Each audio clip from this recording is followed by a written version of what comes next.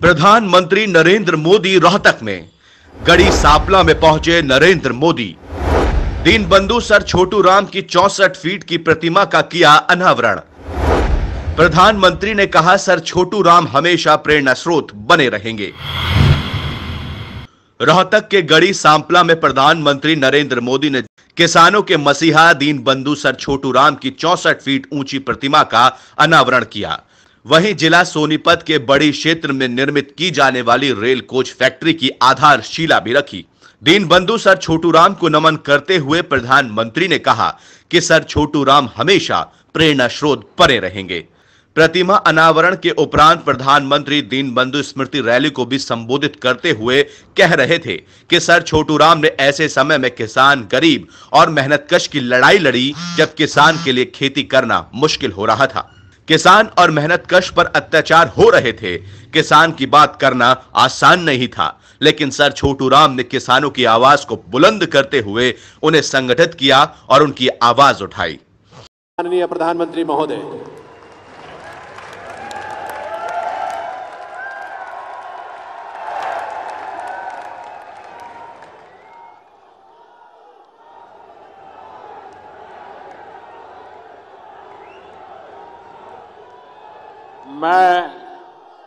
मैं बोलूंगा, सर छोटू राम, आप सब बोलेंगे, 2 बार बोलेंगे, अमर रहे, अमर रहे। Sir Chhotu Ram, sir Chhotu Ram, sir Chhotu Ram, sir Chhotu Ram. देश की सीमा पे रक्षाकरण में सबसे घने जवान, देश की करोड़ों आबादी का पेट भरण में सबसे आगे किसान और खेला में सबसे ज्यादा मेडल जीतण आले खिलाड़ी देने वाली हरियाणा की धरती ने मैं प्रणाम करता हूं।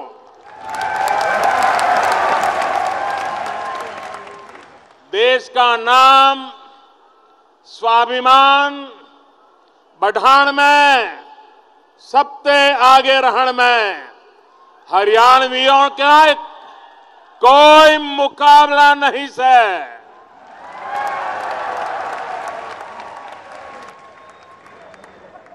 मंच पर विराजमान हरियाणा के राज्यपाल श्रीमान सत्यदेव नारायण आर्य जी, केंद्रीय मंत्री परिषद के मेरे सहयोगी चौधरी वीरेंद्र सिंह जी,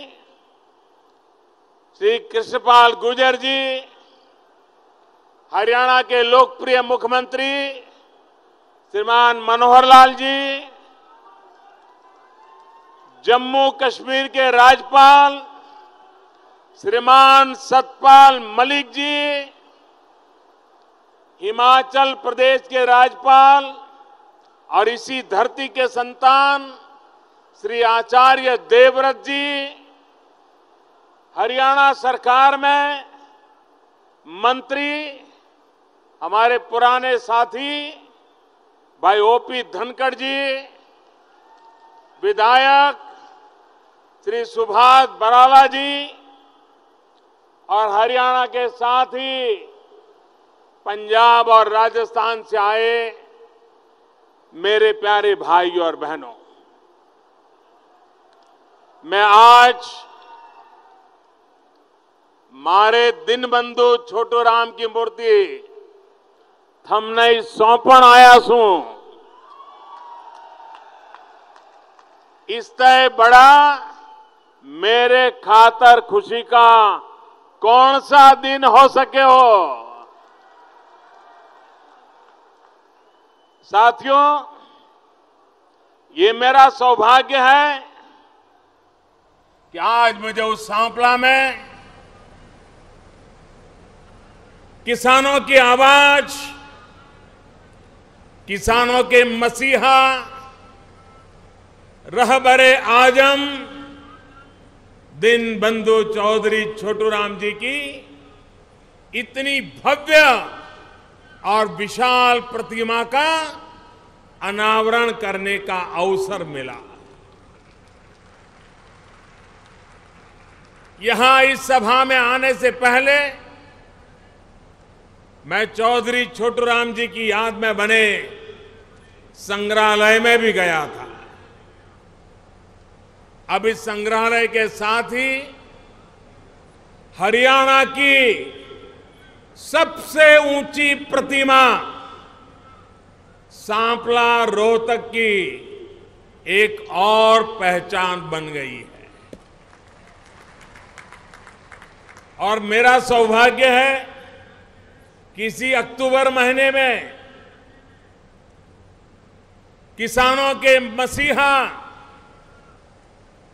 सर छोटूराम जी की हरियाणा की सबसे बड़ी प्रतिमा का लोकार्पण करने का सौभाग्य मिला। तो 31 अक्टूबर को सरदार वल्लभ भाई पटेल की जन्म जयंती पर दुनिया की सबसे ऊंची प्रतिमा उसका लोकार्पण करने का सौभाग्य मिलेगा। और दोनों महापुरुष किसान थे, किसानों के लिए थे और किसानों को देश के लिए जोड़ने का काम किया था। और दूसरी विशेषता है, इस प्रतिमा को निर्माण किया है श्रीमान सुतार जी ने। अब 90 से भी ज्यादा आयु हो गई है, अभी भी काम करते हैं। और वही हमारे सुतार जी ने दुनिया की सबसे ऊंची प्रतिमा सरदार वल्लभ भाई पटेल की भी उन्होंने ही बनाई है।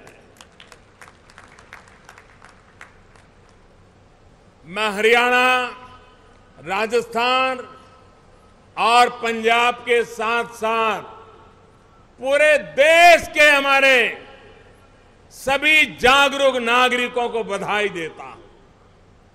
भाइयों और बहनों, हमारे देश में समय समय पर ऐसी महान विभूतियां जन्म लेती रही है जो अपना पूरा जीवन काल सिर्फ और सिर्फ समाज की सेवा और देश को दिशा दिखाने में समर्पित कर रहे हैं। कितनी ही गरीबी हो, अभाव हो, कितनी ही मुश्किलें हो, संघर्ष हो, ऐसे व्यक्ति हर चुनौती को पार करके खुद को खपाकर समाज को मजबूत करते रहे हैं। ये हम सभी के लिए गौरव की बात है कि हरियाणा की इस धरती पर चौधरी छोटूराम जी का जन्म हुआ। चौधरी छोटूराम जी देश के उन समाज सुधारकों में थे जिन्होंने भारत के निर्माण में महत्वपूर्ण भूमिका निभाई थी। वो किसानों, मजदूरों, वंचितों, शोषितों की बुलंद और मुखर आवाज थे। वो समाज में भेद पैदा करने वाली हर शक्ति के सामने डटकर खड़े हुए। कृषि से जुड़ी समस्याओं, किसानों, छोटे उद्यमियों के सामने आने वाली विपत्तियों, चुनौतियों को उन्होंने बहुत करीब से देखा, समझा और उन चुनौतियों को कम करने का प्रयास भी किया। साथियों, आज सर छोटूराम जी की आत्मा जहां भी होगी, ये देख कर खुश होंगे कि आज के ही दिन सोनीपत में एक आधुनिक तकनीक वाले रेल कोच कारखाने का शिलान्यास भी हुआ है। करीब करीब 500 करोड़ रुपए की लागत से इस कारखाने का निर्माण किया जाए। इस रेल कोच फैक्ट्री में हर साल पैसेंजर ट्रेन के 250 डिब्बों की मरम्मत और उन्हें आधुनिक बनाने का काम किया जाएगा। इस कोच फैक्ट्री के बनने के बाद यात्री डिब्बों के रखरखाव के लिए डिब्बों को अब दूर की फैक्ट्रियों में भेजने की मजबूरी समाप्त हो जाएगी और इससे इस क्षेत्र में चलने वाली ट्रेनों में यात्री डिब्बों की उपलब्धता भी बढ़ेगी और लोगों को आरामदायक कोच की सुविधा भी मिलेगी। भाइयों और बहनों, ये कारखाना सिर्फ सोनीपत ही नहीं बल्कि हरियाणा के औद्योगिक विकास को बढ़ाने में भी मदद करेगा। कोच की मरम्मत के लिए जो भी सामान की आवश्यकता होगी उसकी पूर्ति यहां के छोटे छोटे उद्यमियों को भी इसके कारण नए नए काम का अवसर मिलेगा, लाभ मिलेगा।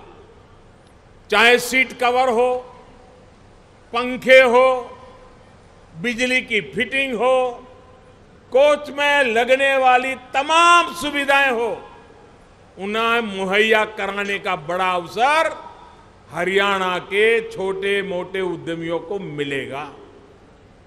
आप सोचिए, इस कोच कारखाने से यहां के युवाओं को रोजगार के कितने नए अवसर उपलब्ध होने जा रहे हैं।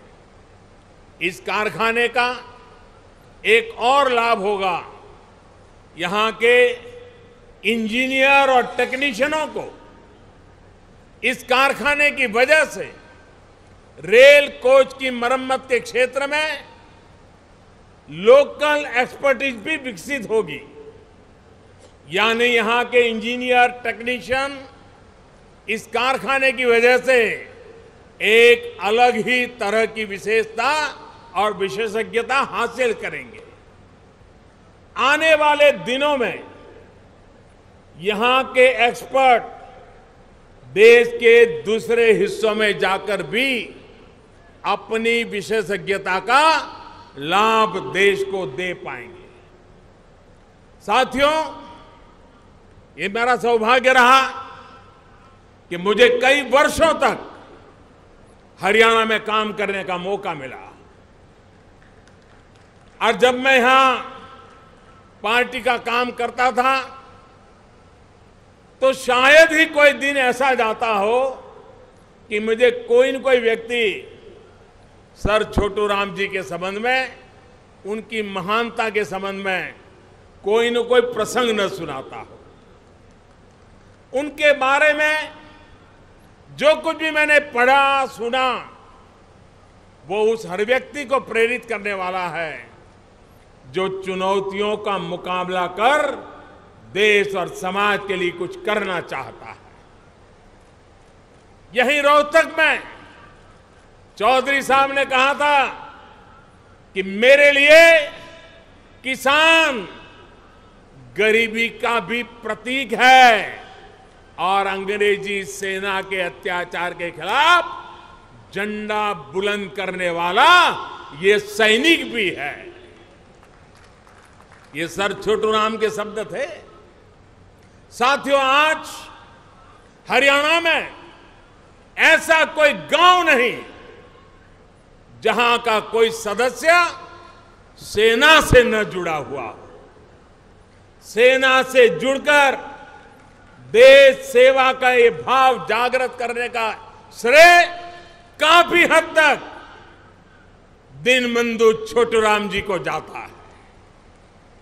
उन्होंने ही यहां के किसानों को बड़ी संख्या में सेना में भर्ती होने के लिए प्रेरित किया।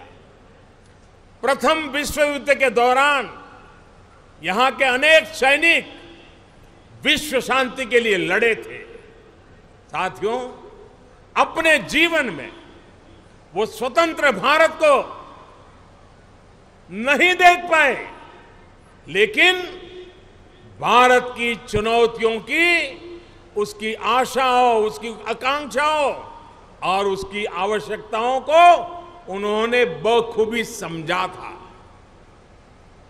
वो हमेशा अंग्रेजों की बांटो और राज करो की नीति के खिलाफ आवाज उठाते रहे।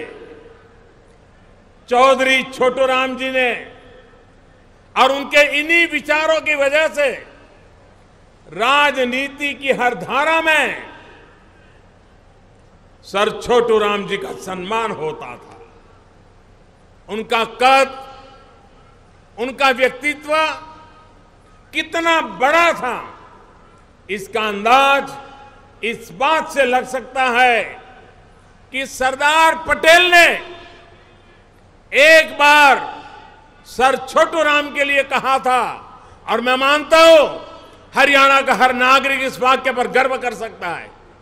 सरदार वल्लभ भाई पटेल ने कहा था कि अगर आज चौधरी छोटूराम जी जीवित होते तो मुझे बंटवारे के बाद, भारत विभाजन के बाद, उस बंटवारे के समय पंजाब की चिंता मुझे न करनी पड़ती, छोटूराम जी संभाल लेते। ये सरदार वल्लभ भाई पटेल ने सर छोटूराम जी की सामर्थ्य और शक्ति का परिचय दिया। पश्चिम और उत्तर भारत के एक बड़े हिस्से में उनका प्रभाव इतना व्यापक था कि अंग्रेज प्रशासक भी उनकी बात मानने से इनकार करने से पहले 100 बार सोचने के लिए मजबूर होते थे। चौधरी छोटूराम जी और साहूकार की उस बात घटना मैंने भी कभी कभी कम से कम 100 बार सुनी होगी। आप सब भली भांति परिचित होंगे। साहूकार ने उनको कर्ज देने के बजाय पटवारी बनने की सलाह दे दी थी, लेकिन साहूकार को भी अंदाज नहीं था कि जिसको वो पटवारी बनने का सुझाव दे रहे हैं वो एक दिन पंजाब के हजारों पटवारियों की किस्मत तय करने वाला है। सिर्फ और सिर्फ अपने सामर्थ्य के बल पर संघर्ष करते हुए चौधरी साहब पंजाब के रेवेन्यू मिनिस्टर तक बन गए थे। भाइयों और बहनों, मंत्री रहते हुए उन्होंने पंजाब ही नहीं बल्कि देश के किसानों के लिए, खेत में काम करने वाले मजदूरों के लिए, भारत के रेवेन्यू सिस्टम के लिए, फसलों की मार्केटिंग के लिए ऐसे कानून बनाए जो आज तक हमारी व्यवस्था का हिस्सा है। किसानों को कर्ज से जुड़े कानून हो, समर्थन मूल्य से जुड़ा कानून हो या फिर कृषि मंडियों से जुड़े कानून, इनकी नींव चौधरी साहब ने ही रखी थी। हमें यह भी नहीं भूलना चाहिए कि सारे कार्य उस समय हुए थे जब देश गुलाम था।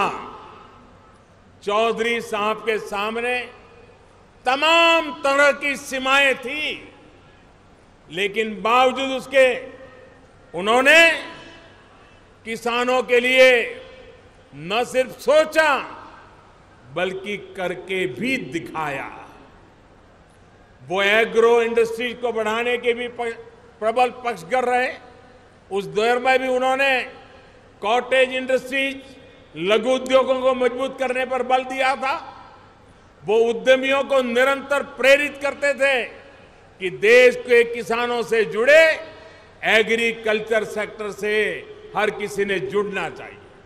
साथियों, छोटूराम जी की इस दूरदृष्टि को देखते हुए चक्रवर्ती राजगोपालाचारी जी ने कहा था, राजगोपालाचारी जी ने सर छोटूराम के लिए कहा था कि चौधरी छोटूराम जी न सिर्फ ऊंचे लक्ष्य तय करना जानते हैं, बल्कि उन लक्ष्यों को हासिल कैसे किया जाए इसका मार्ग भी उन्हें अच्छी तरह पता था।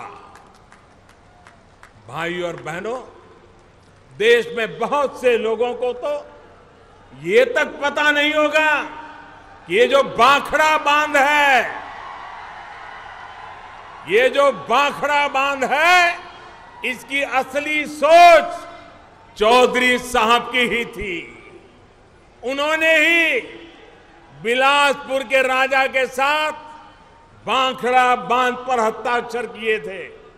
इस बांध का पंजाब, हरियाणा, राजस्थान के लोगों को, किसानों को जो लाभ आज भी मिल रहा है, वो हम सभी देख रहे हैं। सोचिए कितना बड़ा विजन था उनका, कितनी दूरदृष्टि थी उनकी।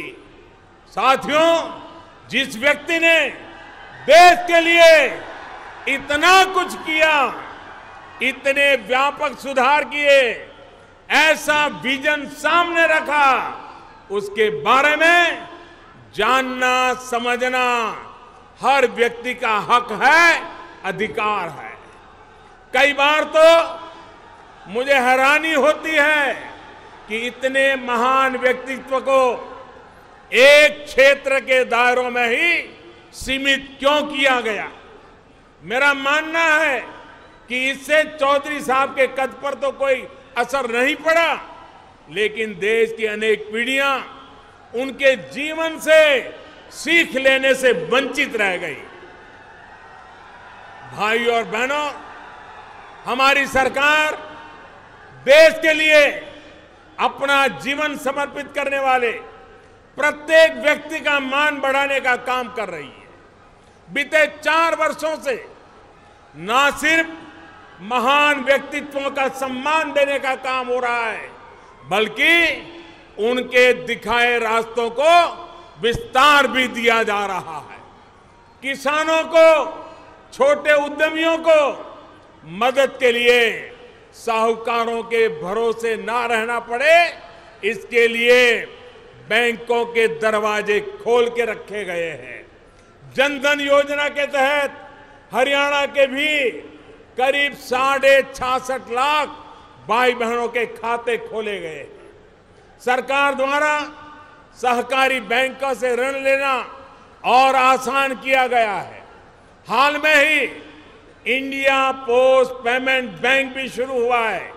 इससे आपको अपने गांव में ही डाकिए के माध्यम से घर पर ही बैंकिंग सेवा मिलनी सुनिश्चित हुई है। साथियों, चौधरी साहब ने जिस प्रकार किसानों, मजदूरों के उत्थान के लिए संपूर्णता के साथ सोचा, उसी प्रकार हमारी सरकार भी बीज से बाजार तक की एक सशक्त व्यवस्था बनाने का प्रयास कर रही है। किसानों को उसकी उपज का उचित मूल्य मिले, मौसम की मार से किसानों को सुरक्षा कवच मिले, आधुनिक बीज मिले, पर्याप्त मात्रा में यूरिया मिले, सिंचाई की उचित व्यवस्था मिले, मिट्टी का स्वास्थ्य बना रहे, इस पर निरंतर काम किया जा रहा है। मुझे प्रसन्नता है कि इसका लाभ हरियाणा को भी मिल रहा है। राज्य के करीब 50 लाख किसान परिवारों को सॉइल हेल्थ कार्ड मिले हैं। करीब 6.5 लाख किसान फसल बीमा से जुड़े हैं, जिनको 350 करोड़ से अधिक की क्लेम राशि भी मिल चुकी है। जहां बीते 30-40 वर्षों तक पानी नहीं पहुंचा, वहां आज पानी पहुंचाया जा रहा है। हाल में लखवार बांध के लिए 6 राज्यों के बीच ऐतिहासिक समझौता हुआ है। इससे भी हरियाणा को बहुत लाभ होने वाला है। साथियों, 8, 9, 10 दशक पहले चौधरी साहब ने किसानों को फसल का उचित मूल्य दिलाने के लिए कृषि उत्पाद मंडी अधिनियम बनाया था। हमारी सरकार ने भी पीएम आशा यानी प्रधानमंत्री अन्नदाता आय संरक्षण अभियान हमने शुरू किया है। इसके तहत सरकार ने ये प्रबंध किया है कि अगर किसानों को समर्थन मूल्य से कम कीमत बाजार में मिल रही है तो राज्य सरकार भरपाई कर सके। इतना ही नहीं, हमने जो वादा किया था कि लागत पर कम से कम 50% लाभ किसानों को मिले, वो भी पूरा किया जा चुका है। साथियों, सरकार ने धान, गेहूं, गन्ने समेत 21 अहम फसलों का समर्थन मूल्य बढ़ाया है। धान के समर्थन मूल्य में 200 रुपये प्रति क्विंटल की बढ़ोतरी की गई है। अब इसकी कीमत 1550 रुपये की जगह 1750 रुपये प्रति क्विंटल हो गई है। इसी प्रकार मक्के के लिए एमएसपी 275 रुपये, सूरजमुखी का करीब 1300 रुपये और बाजरे का समर्थन मूल्य 550 रुपये प्रति क्विंटल बढ़ाया गया है। भाई और बहनों, याद कीजिए कितने वर्षों से ये मांग हमारे किसान कर रहे थे। देश का किसान बार बार कह रहा था, अब जाकर के हमारी सरकार ने ये मांग पूरी की है। साथियों, हरियाणा के गांव और किसान की आय बढ़े, ये तो सुनिश्चित की जा रही है। साथ में उसकी ये आय बीमारी से निपटने में ही ना लग जाए, इसका प्रबंध भी किया जा रहा है। मैं हरियाणा वासियों को बधाई देता हूं कि आयुष्मान भारत की पहली लाभार्थी आपके राज्य की ही एक बेटी है। ये भी संतोष की बात है कि इस योजना के माध्यम से 2 हफ्ते में ही 50,000 से अधिक गरीब भाई बहनों को या तो इलाज मिल चुका है या फिर उनका इलाज हो रहा है। मुझे इस बात की भी खुशी है कि हरियाणा ने खुद को खुले में शौच से मुक्त घोषित कर लिया है। मैं रोहतक को विशेष रूप से बधाई देता हूं क्योंकि यहां की महर्षि दयानंद यूनिवर्सिटी को स्वच्छता रैंकिंग में पहला स्थान मिला है। साथियों, आज चौधरी साहब की आत्मा जहां भी होगी, उन्हें हरियाणा में बेटी बचाओ बेटी पढ़ाओ अभियान की सफलता देख करके सबसे ज्यादा प्रसन्नता होती होगी। उन्होंने बदलाव के लिए सिर्फ आवाज ही नहीं उठाई, बल्कि समाज की सोच में परिवर्तन के लिए शुरुआत अपने घर से की थी। बेटियों को लेकर जो सोच हमारे समाज में रही, उसका उन्होंने हमेशा विरोध किया।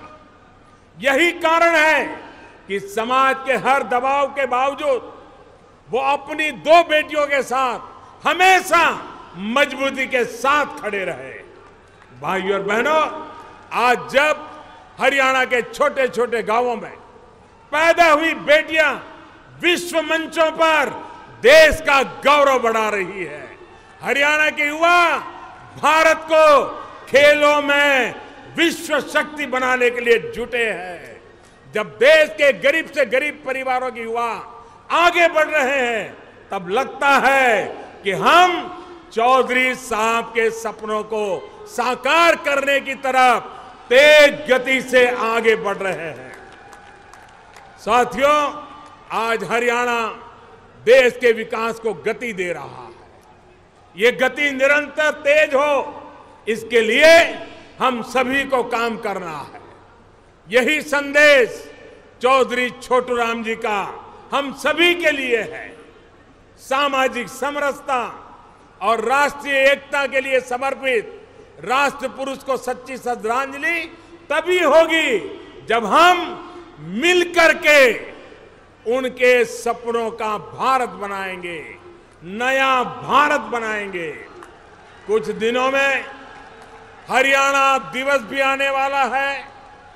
इसके लिए भी मैं सभी हरियाणा वासियों को एडवांस में बहुत बहुत शुभकामनाएं भी देता हूं।